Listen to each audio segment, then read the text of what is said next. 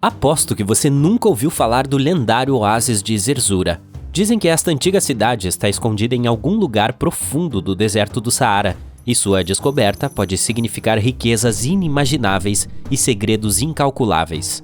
De acordo com um guia árabe anônimo do século XV, a chave para destravar a cidade está no bico de um pássaro esculpido no portão da cidade. Zerzura pode não ser tão popular quanto Machu Picchu ou as pirâmides, mas isso só a torna mais misteriosa. Diz a lenda que Zerzura foi construída em torno de um grande oásis em algum lugar no deserto a oeste do Nilo. Aparentemente ela é feita de pedra branca e tem casas luxuosas e decorações douradas. A história conta que um escriba escreveu o relato de um viajante que tropeçou em Zerzura enquanto procurava por seu camelo perdido. Em um ponto de sua viagem, o homem foi apanhado por uma tempestade de areia, onde se separou do resto de seu grupo. O viajante continuou vagando pelo deserto durante dias, e então, do nada, 2 homens apareceram e o guiaram até a cidade de Zerzura. O viajante descreveu a cidade como um oásis cheio de passarinhos e feita de pura alvenaria branca. Dizem também que ela é guardada por gigantes.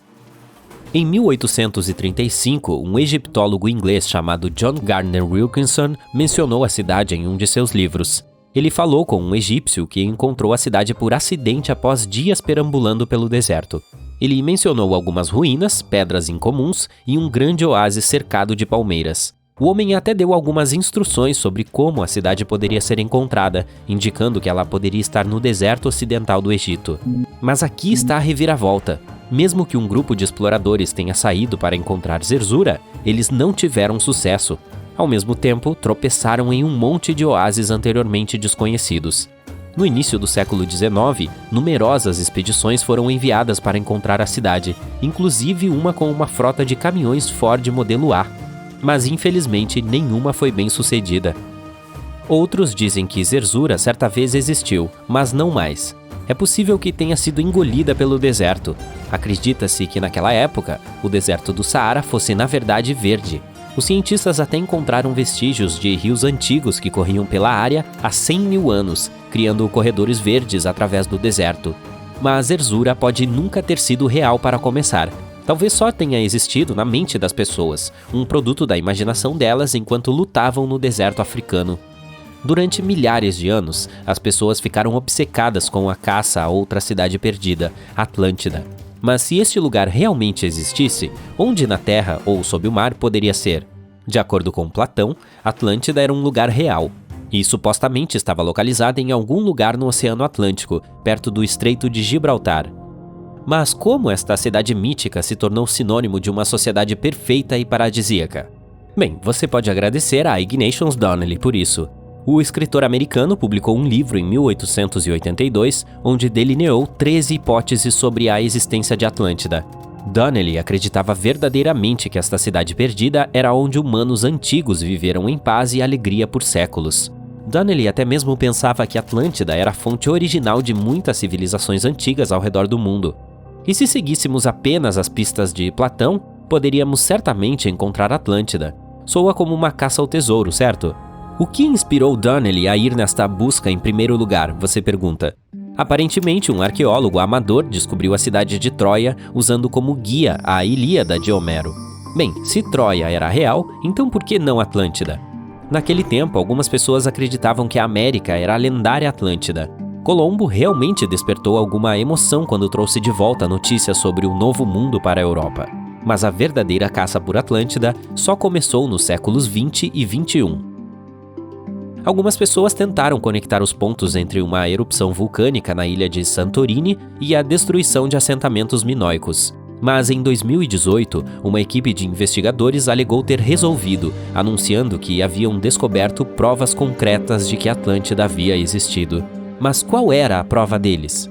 Uma série de círculos misteriosos em um parque nacional na Espanha, mas os círculos se revelaram nada mais que lagoas experimentais para o estudo de zooplâncton.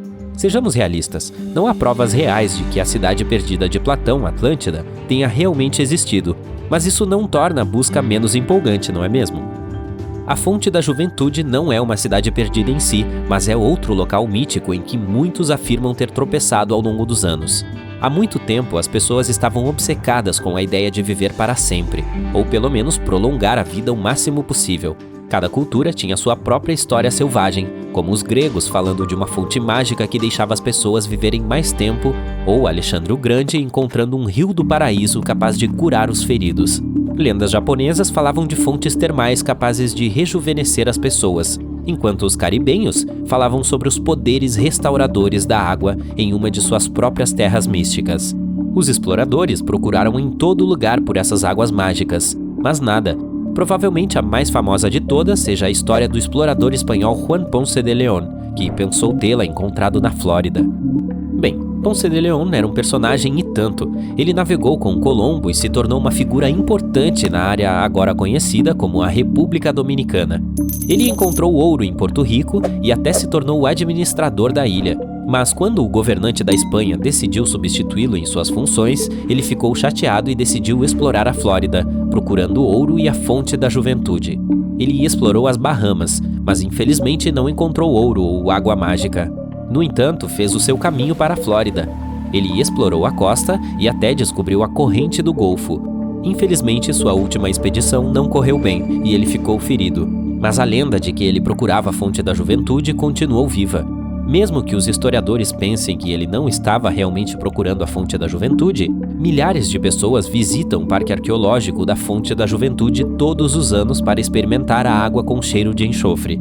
É a atração mais antiga da Flórida e existe desde o século XVII. Alguns dizem que a água tem propriedades incomuns, mas deixo isso para você decidir depois de visitar este lugar. A mitologia norueguesa tem sua própria terra misteriosa chamada Thule.